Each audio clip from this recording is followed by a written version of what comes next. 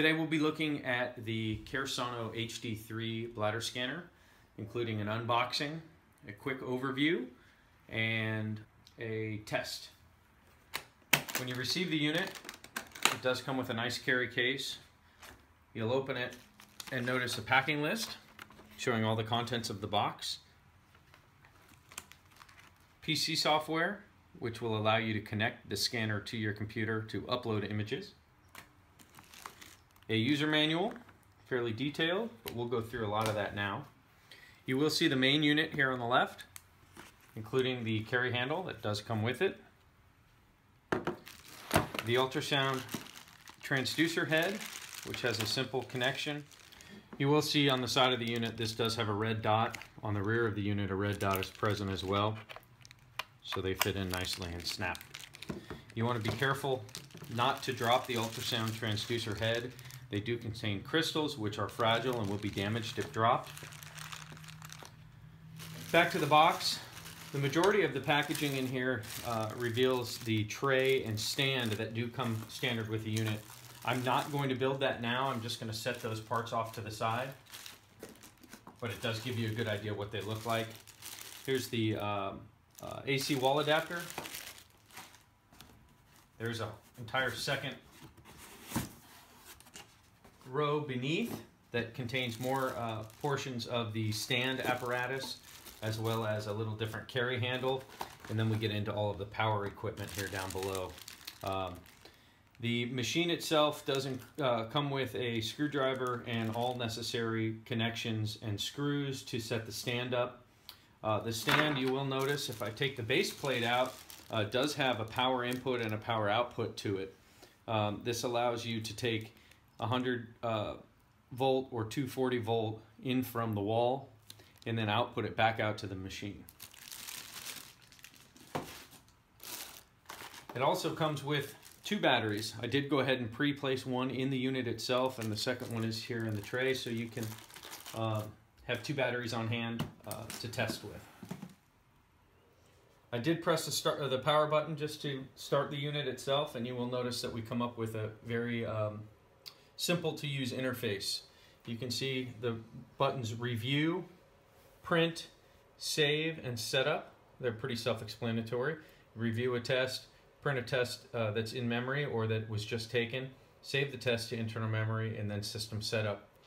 Across the upper right, you will see the current time and date, as well as the battery gauge, which shows you whether the unit is charging or not and where you are as far as battery power. Continuing to look around the rest of the screen here, you will see your gender selection. You can simply touch it to go from male to female with hysterectomy. We'll leave it on male. We can also touch here to enter patient data, full name, patient ID or social security number, and age. So we'll go ahead and use a phantom today to act as a patient. We've gone ahead and placed water in our phantom, so I'll just go ahead and place this probe directly down into the phantom head itself. Once I depress the button for the first time, you will notice that we do go into a pre-scan mode. The pre-scan shows a live view onto the patient, and you can see a circular black spot, which is a simulated bladder within the phantom. And the machine automatically begins to draw some green lines around it and draw a center point down the line. You can see if I move the probe to the left or to the right, like you would do on a human, the bladder, simulated bladder begins to move. We want to make sure that we get that nice and straight and right down the middle. And I'm going to go ahead, once I have what I feel is a good representation of the bladder image present, I'll go ahead and depress the button again. At this point it begins capturing slices, 12 slices standard. It will automatically calculate a bladder volume and then present you with a three-dimensional image of the bladder volume taken. So you can see here that there's a little extra volume taken across the top of this simulated bladder. You can also see that on the imagery here. That's due to this phantom being a little bit dry and not really forming a perfect image for the unit to capture. But at 179, we still are well within the 10% allotment plus or minus. But here we've got a nice representation of bladder volume. So at this point I can print it. There is a printer on the reverse of the unit. We can also just save the test to internal memory. You can see saving, and then it will be present in internal memory. At that point, you can plug in a USB cable and into your computer and utilize the software that comes with the unit to upload your results, or you can leave them saved in internal memory and print at a later time at any point. You can also see post-test that you have the ability to change between graphical representation of the bladder, both in a 3D mode or just in a basic orange circle that shows accuracy. We should also show you the review section. This is the internal memory of the machine. You can see across the top here, this is a brand new unit, so we just have the one test that we just took. You can see the scan number being 001, the name, ID, and age, which we did not enter, the gender being male, the date and time the test was taken, and the volume that was given.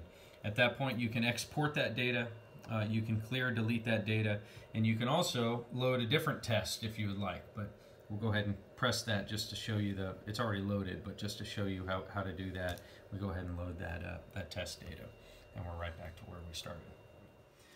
Let's run through the setup feature here real quick on the unit. Just hit the setup button. We have date and time is the first item there. Set date, set time, pretty self-explanatory. The power portion gives you a auto power off after a set amount of time, especially when you're running on battery. This is helpful. And also a screen timeout. The unit will darken the screen for you. The service section will allow you into the service portion of the machine. The password is in the user manual. I'm not going to cover that menu in this demonstration. One of the unique features about the Padscan HD3 from Caresono is that it never requires calibration. You can verify calibration and you can adjust the calibration value, but during the course of normal use, during the lifetime of the unit, there is no preset calibration.